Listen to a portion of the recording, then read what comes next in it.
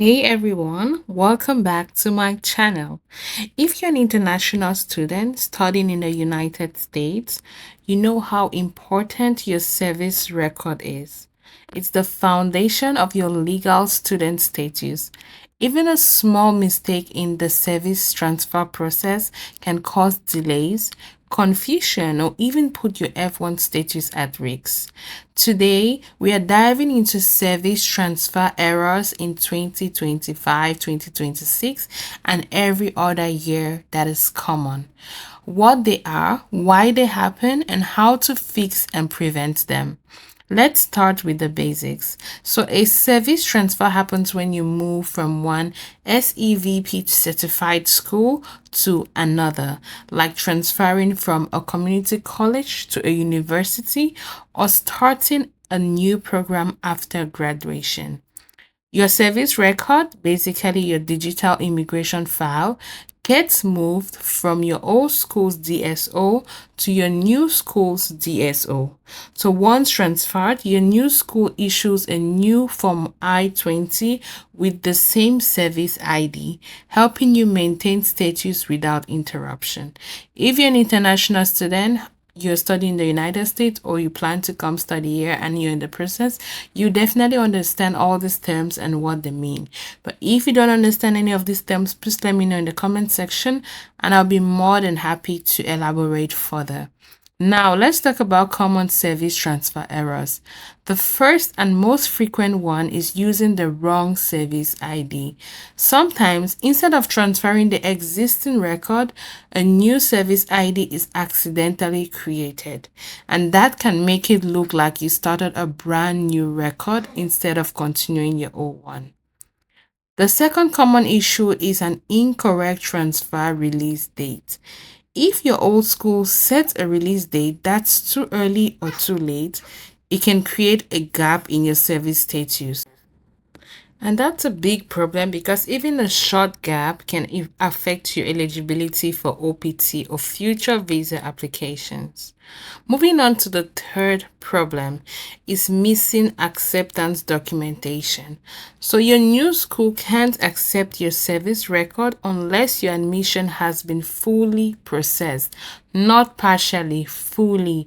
If this transfer is initiated too early, your new DSO might not be able to access or activate your record. So you have to be very conscious about the timing of everything. And the next is the fourth one is data mismatch. Your name, your date of birth, or citizenship information might not match exactly between schools. Even a small spelling difference can block the transfer in service. So make sure that it is an exact match. If possible, if it was capitalized, let it be capitalized just to avoid any mistakes. And finally, delayed updates. Sometimes the DSO just forgets to complete the transfer within the allowed window, which is usually 60 days after program completion. If that happens, your service record can automatically close, making reinstatement necessary. So please be aware of this period or window, which is 60 days after program completion. So now, how can you tell if there's a problem? There are several warning signs. So if your service ID changes unexpectedly on your new I-20, that's a major clue. Please always check your service ID that it matches the old one. Another sign is a strange or mismatched transfer release date. You might also notice that your old school still lists your service record as active, even though the release date has passed.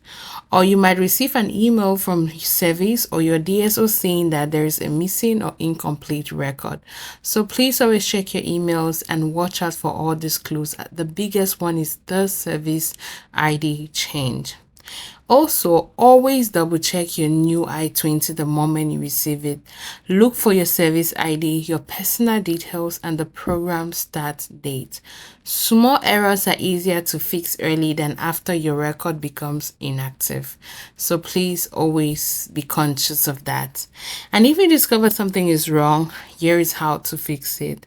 First and foremost, contact both DSOs, not one. the both DSOs from your old school and the new one. Explain clearly what you notice and ask them to verify your service record. Most errors can only be corrected through your school, not by the students directly. So you as a person, you will not be able to correct it. Only your school can go into the system and correct those kind of errors. So please reach out to the both DSOs. Next, request that your DSO submit a correction request in SEVIS. DSOs have access to specific tools inside the SEVIS system that allow them to fix data issues or reconnect your record with the right SEVIS ID. So yes, they can do that for you. Also, keep documentation of everything. Save emails, letters, and screenshots of your old and new I-20s. This paper trail can make it much easier to prove what happened if there's a confusion later on. So it's always good to have records of all of these things. If the issue can't be fixed at the school level, your DSO can escalate it to the SEVP Response Center for manual correction.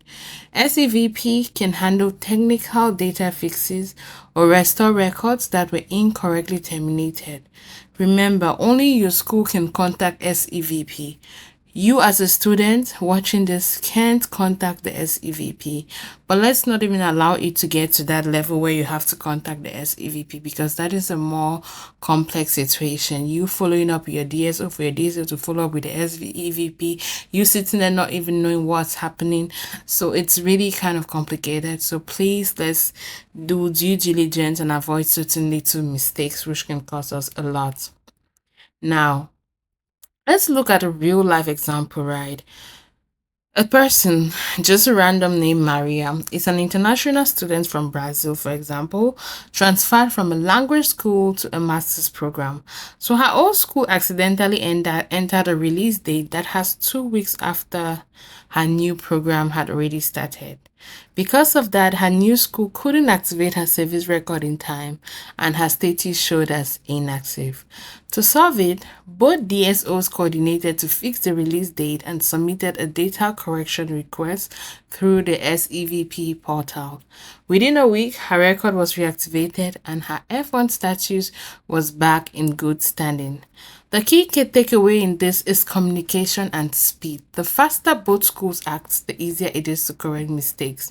Now, let's talk about how to prevent service transfer errors in the first place. Prevention is always easier than correction.